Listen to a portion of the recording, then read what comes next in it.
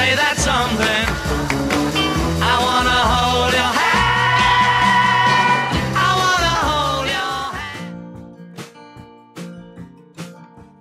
Hi, I'm Ron, and welcome to the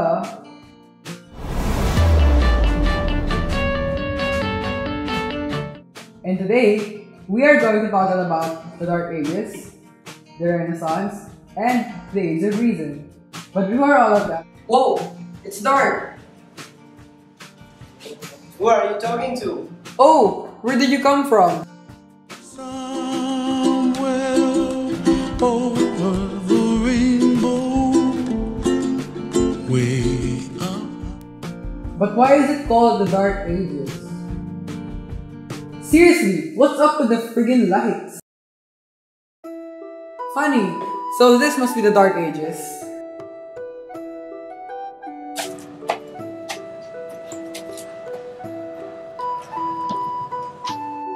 Xiao, are you lost? Cierto, I do not know where I am. I am Dante Alighieri. Dante Alighieri, the author of the Divine Comedy? Si, senor, it seems that you know me. Of course I know you. Divine Comedy is one of the most famous literary works during the Dark Ages. Mind if I ask you a question? Why, yes, you may. Why is it called the Dark Ages? Because there were so many nights. I see what you did there. Historians used the term dark to denote the fact that little was known about this period. Oh. Mind if I ask you another question? What is it? Why is it called the Divine Comedy? Anyway, it's not even funny. Comedy doesn't mean funny or something amusing. It means a prosperous ending after a difficult beginning. Let me tell you about the Divine Comedy. Have you ever imagined hell? How about heaven? Now gather round, people, got a story to tell. Exiled from Florence, no house nor hotel. Went wandering aimlessly around this wood. Not regretting what I do, regretting what I could. There was such beauty that my mind had been blown. Was only a child, but man, it shook me to the bone. Her name was Beatrice. She was something to behold. But the love of my life died at 24 years old. It was such a tragedy, we only meeting in passing. Suddenly all those black clouds were amassing. Got kicked out of Florence, death sentence on my head, when I spotted a specter up ahead. Let her go, let her go. God bless her wherever she may be. But you don't understand, Spectre. That won't satisfy me. You've fallen off the path, my son. You've fallen in a rut. You should have kept your head down, kept that mouth well shut. So I pleaded there with the Spectre. I just had to make her mine. Had he seen my gal in the afterlife, she was simply divine. Well, the Spectre let off a little laugh, unhooded to reveal his face. It was the poet Virgil, and what an unusual case. I was testing you earlier. If you really want to see your love, you're going to take a journey through hell, purgatory, and above. With this, we stepped through the forest to an opening nobody knows. And what I saw there in front of me had me curling up my toes. Well, the gates of hell are a terrible thing, something any man would fear. Written under a red-hot neon ring, abandon hope, all ye who enters here. Down onto the river Styx, on a boat that's hellward bound. The souls in me we just fix, our eyes from the horrors all around. The first level I found there in hell, it was a long, white waiting room. The passing time you couldn't tell, starving from the all-consumed. The souls all sat there quietly. Me and Virgil had to go. I thought they'd act more violently. How long they had been in limbo. The second level, what a mess. Being punished for the sins of flesh. A hurricane, I'd have to guess. Tossed them around to cause them stress. The third level was blocked from us. Three-headed dog called Cerberus. For those of us with lazy tastes. For years we lie in our own waste. The fourth level for those off greed. and gathered coinage every day. A punishment we both agreed, for those who take but wouldn't pay. The fifth level upon this path, there was some kind of battle zone to torture those with sins of wrath. They battled their fists until their bone. My heart skipped a beat and my head was a mess. What could come next? I couldn't guess. We traveled by boat to the city of death. I shuddered with fright. What I saw there was this. For those of you thinking you shouldn't repent, you should see the vast deserts of the violent. A minotaur guarding the seventh planet. All the people down here in much greater pain. They all try to run, they all try to hide, but they're chased fast by dogs, gaining quickly behind. Pecked at by harpies and slashed at by sword. But there's only one path, so I must go onward. As the levels got less hollow, it was more than I could swallow. As my heroism curbed, I became much more disturbed. We went down once more to the blackest of pits. I wasn't sure my heart could handle it. In the bottom of hell there was a terrible chill, and the folks we saw there didn't rape, steal, or kill. No, the deepest of punishments, laid down by creators, was given to those who in life were traitors. Only their heads poked out from the ice, for their treachery such a heavy price. The heads were all packed together, and though it was them, I suddenly noticed some missing skin. I wanted to scream out in terror, disgust, but Virgil told me silence was a must. When souls escape hell and to see my departed, they have to face that which is most cold-hearted. It was a three-mouthed beast, all eyes sharing one head. Time to climb down, said Virgil, pointing ahead. Satan breathed softly. We clung on tight. We sprung out of hell and into the light. We rose to the surface, not taking our time. When ahead was a mountain, guess we're gonna climb. Now let me tell you about purgatory. Such a tall mountain you ever did see. By going through hell, I'd weathered the storm. Then I noticed the souls were regaining their form. They did the crime, now it's time to redeem. They carry their penance, they carry their dream. Climb up the mountain, but here I depart. Virgil gave me my rock, and the climb I did start. So surprised was I to learn we all go to hell. Our penance was heavier than you ever can tell. To the top of the mountain, I passed many souls who were taking their time, did not have my goals. On the side of the mountain were pictures of love. My arms both felt heavy as I climbed above. Surely the heavens would reward my desire. I thought to myself, passing through walls of fire.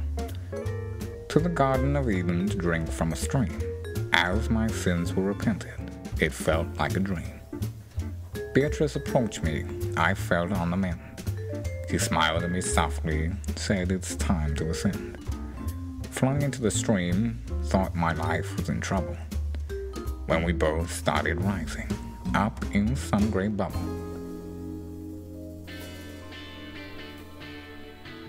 The first realm of heaven is up on the moon.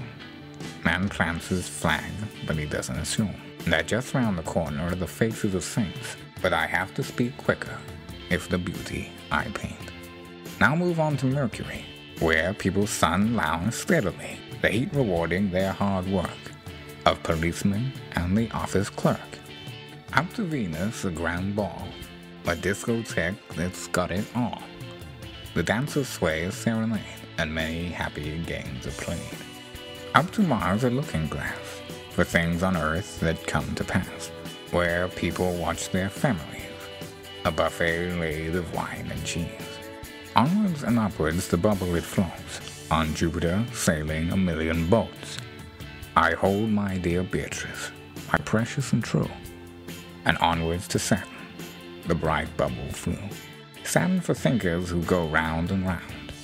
The mysteries of life are no easier found, whether one is not living or one is alive, but they all seem content as conclusions arrive. The last level of heaven I was given shades.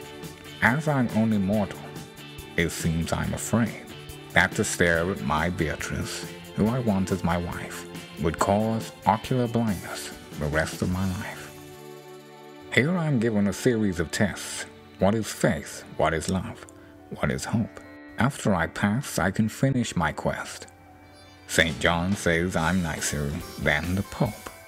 With a lump in my throat, as I pass through the gate, I look back at my Beatrice, my only soulmate, and look out onto God with such a blinding light, surrounded by angels who were all in flight. I thought back to my childhood, to a feeling of mine, that pure love seeing Beatrice, it was really divine. And once more I find myself shook to the bone. I look out on the only pure truth ever known. The kindness in its apathy, the love of possibility, a choir singing readily, a nature contradictory, a heaven in contentment, and a hell in self-resentment. Never messages from God sent, or greater knowledge ever meant. No right answers or religion, never judgment or decision. Just a simple love that's ours to give, and then to simply just to live. As I'm understanding this, my heart is filled with such bliss. I close my eyes, open my heart, but soon find out, did I depart? I find myself lying, an open field, this story to tell. My heart has been healed. But please. Divine Comedy. What a wonderful poetry. It was written during my exile, to take you to a journey. Hell, purgatory, and heaven. What an awesome place to venture in. It was written in Italian, which was the language of the masses. It is quite revolutionary because the important works are usually Latin. Divine Comedy consists of 33 short poems called cantos in each book. Cantos came from the Latin word cantus, which means a song. Simple terms, it is a piece of an epic poem that is usually lyrical. The works shows the personality of the author. In the case, I was very confused when I lost Beatrice in my life, because she is the reason why I live and why I write poems. If I could only go back to the past and correct my mistake, I would have been with Beatrice. The question is, my friend, does Beatrice love you? One-sided love, my friend. Too bad. It is always like that. Wait, what? Are you talking to me? Nope. Anyways, thank you for the interview. What's wrong with this life? Now I'm in Italy, the center of the Renaissance period. Benvenuto. I'm Francesco Petrarch. And of course, he also is here. Scusate, what's wrong? Nothing. You are Petrarch. You are the father of the Italian Renaissance, and also the father of humanities. Okay, Mr. Smartypants, it seems that you do know me. However, there is one more thing you don't know about me. And what is that? What is my pet? You don't have a pet. Wrong! I do have a pet. That rar. Get it? Petrarch. There's one more. How is the Roman Empire cut in half? How? With a pair of Caesars. Anyway, let me tell you about my works. Okay. Like Dante, we use the Italian language for our magnificent works, thus establishing the Italian language. In addition, new metrical forms such as the sonnet and the Spenserian stanza made their appearance during the Italian Renaissance. Moving on, Canzoniere, my songbook for my love, Laura. Laura, you are the road that leads me to heaven. I see the gentle light that streams from your bright eyes. Why is it that 399 poems that consist of sonnet, canzoni, sestina, madrigals, and boletes aren't enough for you? I gave it all for you. You will be in good hands. Is it that hard to love me back? Yes. Is it that hard to love you back? I dedicate everything for you. You were the reason because I was so bitter. But now, bitterness has effaced from my heart, for I am not alone.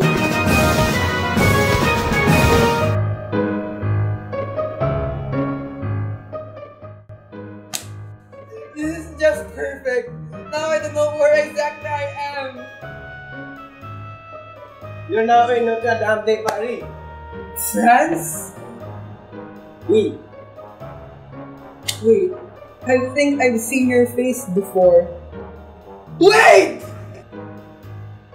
And this doesn't even look like modern day France. What are you talking about? I knew it! This is the Renaissance period in France. And you! You are Pierre de Ronson. You are famous for your own work of art, from an elegy to Mary Stuart. You can say that again. Not again. Again. I'll just By the way, why are you wearing that kind of clothes? Are you from outer space? You're kind of fitting me out. Of course not. I am Ron V. I am the most famous TV host in the world. And I will grab this opportunity to interview you about your magnificent masterpiece. You mean my face? What? Of course not. I will interview you about From an Elegy to Mary Stuart. Oh, that one. But before I do that, Ron, why are you so sorry? Get it? Ron sorry? Let's just get to the point. Poetry, in the first year of the 16th century, is characterized by the elaborate sonorous and graphic experimentation. The impact of Petrarch and rediscovery of certain Greek poets such as Anacreon would profoundly modify the French tradition. From an elegy to Mary Stuart, Queen of Scotland, a poem dedicated just for you. Love pumps within my veins. Love for you echoes all around. O Queen of Scotland, I'm in love with you, just like the other men. Oh my heart, my love, why do you have to be executed? You're like a beautiful meadow stripped of all its flowers. Like a dry sea, a ship without sail, a ring having no priceless pearl inset. So shall France grieve on this, her heavy loss, her ornaments, and all her royalty, what was her color, beauty, and her flower.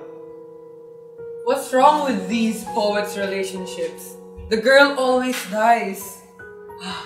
Happy endings. Where art thou? During the Spanish Renaissance, pastoral novel and the picaresque novel became famous. The pastoral novel, a class of literature that presents the society of shepherds as free from the complexity and corruption of city life. On the other hand, the picaresque novel depicts the adventures of a rugged hero of low social class who lives by his wits in a corrupt society.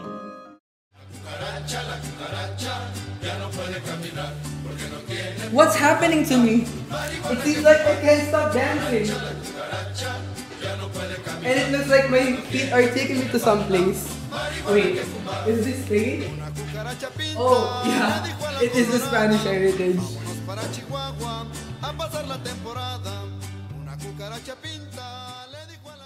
Buenos dias, señor. Buenos dias! Let me introduce my... Oh, wait! I know you! You're Lope de Vega, right? You were famous for your own work of art, Tomorrow, I'll Love You Tomorrow. But I don't know how. But since you already know me, let me tell you about my work of arts. Oh, sure. I am a prodigy of nature because of the outstanding numbers of plays that I wrote. I have experienced both worldly and religious acts. Now let me tell you about one of my works, called Tomorrow.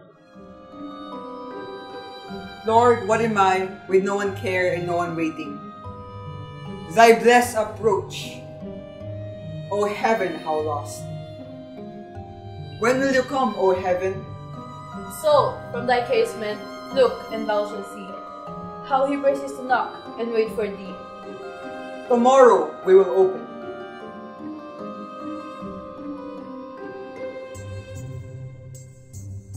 Tomorrow has passed. He shall open thy casement. Tomorrow. This man is waiting for something great to happen, instead of doing something. I have also given you a view of a Spanish habit called mañana.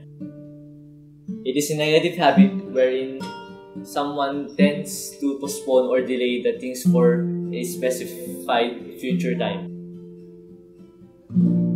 Lesson learned, senor. Lesson learned. But somewhere down the road. Miss, I shall do a sketch of thee. Which pencil shall I use? To be or not to be? Excuse me, sire. Are you related to William Shakespeare? Who are you talking about? I am William Shakespeare. Oh, is that so? Will you tell me about the story of Romeo and Juliet? Why is the ending so tragic? I'll only tell you why if you can answer my question. Okay, let's give it a shot. Why is England the wettest country? What? Because the Queen has reigned for years. I'm just kidding. Grab a seat. What are you doing? Stop that! You told me to grab a seat, and you started it. Okay, let's begin my story. The advent of the printing press means there's more audience. And more audience means there's more taste. To meet the demands of this varied taste, we manipulated comedy plus tragedy equals tragicomedy. One of my famous works is Romeo and Juliet. Romeo and Juliet takes place in Verona, Italy. Two of the most important families in that city, the Montagues and the Capulets, have a long-standing feud with each other. At the beginning of the play, Montague and Capulet servants get into a fight with each other. Benvolio, a Montague family member, tries to break up the fight, but one of the Capulets, Tybalt, starts fighting with Benvolio. Finally, the prince comes and breaks up the fight. He tells Montague and Capulet, the head of each family, that they'll be put to death if this happens again. Afterward, Montague and Lady Montague ask Benvolio where their son Romeo was during the fight. Benvolio says Romeo's been moping around by himself, but he'll find out why. Romeo tells Benvolio that he's lovesick. He's in love with a girl named Rosaline who doesn't love him back. Benvolio promises to help Romeo forget about her. Count Paris says he wants to marry Capulet's only daughter, Juliet. Capulet wants Paris to wait a few years because Juliet's only 13, but says Paris can see if she's interested. He invites Paris to a feast that night.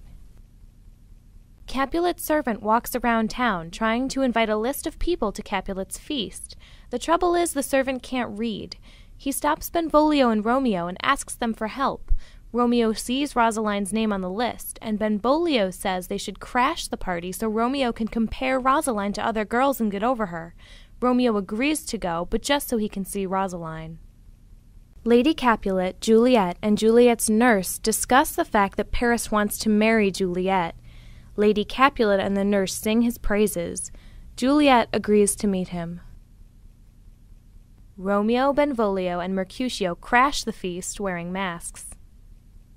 At the party, Romeo sees Juliet and forgets all about Rosaline. He's in love.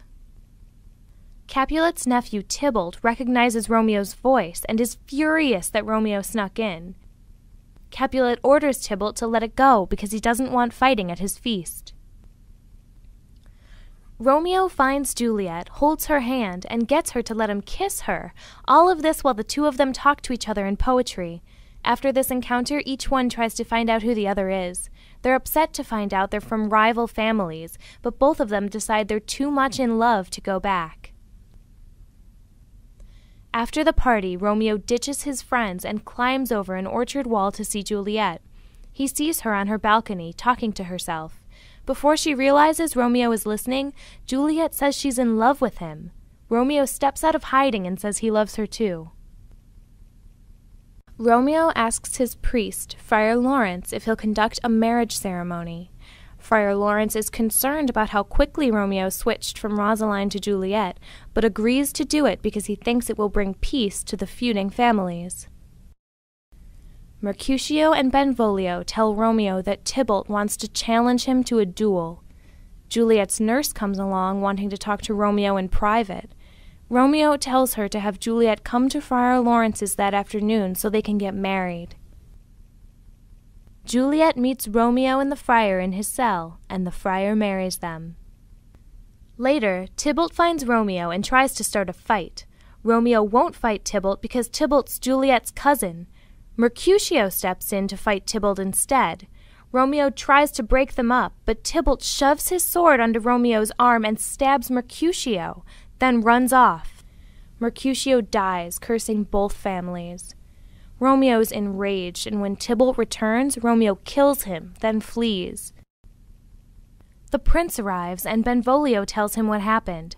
The prince declares that Romeo is banished from Verona. Juliet is impatiently waiting for her wedding night with Romeo when the nurse comes in and tells her that Romeo killed Tybalt and has been banished. Juliet is mad at Romeo at first, but then decides she's on Romeo's side. Juliet sends the nurse to tell Romeo to spend the night with her. Friar Lawrence breaks the news to Romeo that he's been banished, and Romeo wants to kill himself. The nurse arrives and tells Romeo to go to Juliet that night. The friar tells Romeo to go to Mantua the next morning and wait for the friar to send word. Capulet decides he's going to make Juliet marry Paris in just 3 days. After spending the night together, Romeo and Juliet playfully argue about whether it's dawn until they can't deny it, and Romeo leaves. Lady Capulet tells Juliet she has to marry Paris. Juliet refuses, but Capulet himself comes in and tells her he'll disown her if she doesn't do it. Juliet goes to see Friar Lawrence and tells him that she'll kill herself if he can't show her a way out of her predicament. He gives her a vial with a drug in it and tells her to agree to the marriage, then take the drug the night before the wedding. For 42 hours she'll seem like she's dead, and the family will lay her in the family tomb. Friar Lawrence will write Romeo to tell him what's happening, and the two will be waiting when she wakes up and can take her off to Mantua. Juliet agrees. Juliet goes to her father and tells him that Friar Lawrence has taught her to be obedient. Capulet is so happy with the change of heart that he moves the wedding to the very next day. That night, Juliet debates with herself about taking the drug, thinking about how scary it would be to wake up in a tomb, but she decides to take it anyway. The next day, the Capulets find Juliet in bed, dead. Paris and Friar Lawrence arrive for the wedding. Capulet, Lady Capulet, the nurse, and Paris all lament that death has robbed them, but Friar Lawrence tells them that Juliet is in a better place. They prepare to take Juliet to her tomb. In Mantua, Romeo wakes up expecting good news. His servant, Balthazar, arrives and tells him Juliet is dead. Romeo decides to kill himself and lie next to Juliet. He goes to an apothecary, a guy who makes and sells medications, who's really poor, and bribes the man to sell him poison, which is a capital crime. A priest named Friar John tells Friar Lawrence that he couldn't deliver the news about Juliet's fake death to Romeo. Friar John says he wound up quarantined because the authorities thought he was exposed to the plague. Friar Lawrence sends him out to get a crowbar and says that Juliet will wake up within 3 hours and be angry with him for not telling Romeo. Paris comes to the tomb with his page and tells the page to go lie down under some trees and whistle if anyone approaches. He brings flowers to Juliet's grave. The page whistles because Romeo's coming, so Paris hides. Romeo arrives. He tells Balthazar to go, but Balthazar hides and sticks around anyway. Romeo opens the tomb. Paris tries to arrest Romeo. Romeo tells him he's there to kill himself and he doesn't want to hurt Paris, but Paris insists on arresting him, so they fight. The page runs off to get the watch. Romeo kills Paris. Paris asks to be laid by Juliet, and Romeo agrees and drags his body into the tomb. Romeo kisses Juliet, takes his poison, kisses her again, and dies lying across Juliet's chest. Friar Lawrence arrives in the churchyard, finds out from Balthazar that Romeo's there, and goes into the tomb to find Juliet awake. He explains that the plan didn't work, some higher power thwarted it, and that she needs to leave and he'll find a place for her as a nun. He runs away because he thinks the watch is coming. Juliet refuses to leave. She sees that Romeo has poisoned himself and kisses him, hoping to get some of the poison. Then she hears people coming, takes Romeo's dagger, and stabs herself with it. The chief watchman arrives and finds the bodies. He sends watchmen to round up anyone lurking in the vicinity and to get the prince and the Capulets and Montagues. The watchmen round up Balthazar and Friar Lawrence. Friar Lawrence explains everything that's happened. The prince says Capulet and Montague have been punished for their feud, and the prince has been punished for tolerating their feud because he's lost two relatives, Mercutio and Paris. Montague promises to make a golden statue of Juliet, and Capulet promises to make one of Romeo. Next! It's too tragic. I can't take it anymore. What am I doing? It seems like I'm searching for a reason. Just give me a reason, just a little bit's enough. That's it. It's because I'm in the age of reason. You're thinking too much. How about I introduce myself and tell about my works? Okay. I'm Jal de la Fontaine. Oh! I know you! You're the one who wrote The Oak and the Reed. And you're also the founder of Fountains. Yes, I did. You're well informed. Oh, will you please tell me more about your work? The Oak and the Reed. There was a strong, large oak tree and a weak reed. The reed shook even in the wind. Hey, Reed. How come you look strong, but you're always shaking in the wind? Reed answered, As you can see, I'm not strong. Oak sneered at Reed. Ha ha, you poor thing. If I shook in the wind like you did, I would rather not have been born. I can stand strong in any wind. But Reed did not answer. Oak stirred up some wind with its leaves. Reed shook again. Oak thought it was funny and continued to tease Reed. One day, scary wind blew into the air and made loud sound. Everyone trembled with fear. Ha ha! This wind is not scary. Oak was confident. Suddenly, a sound was heard from Oak Tree.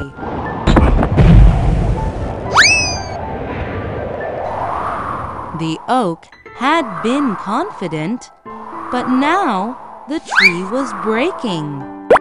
Oak broke and fell. I can't believe I'm falling like this. Reed shook and said to Oak, No matter how strong you are, you shouldn't boast or bother others.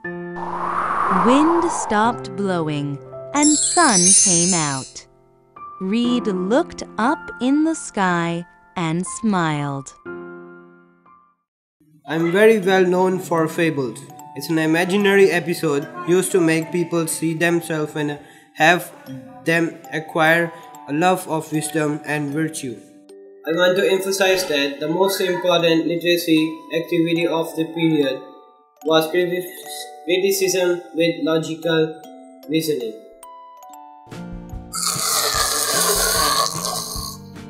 Wake up, Ron! The show is about to start. Oh, wait. What? I was dreaming? I should stop watching those history channels. Stop goofing around and position yourself. Okay. Now.